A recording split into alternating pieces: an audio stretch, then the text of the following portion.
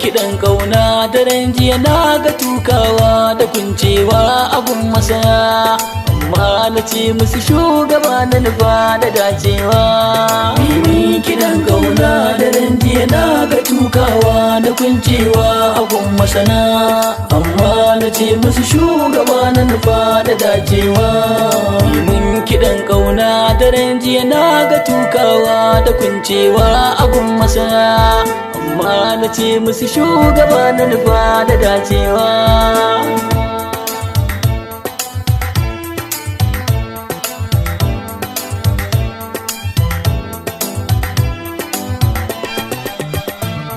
Allah musawwir kai kadai zan fara sanyawa, marashin makani ko kwaɗa duka an yi kore.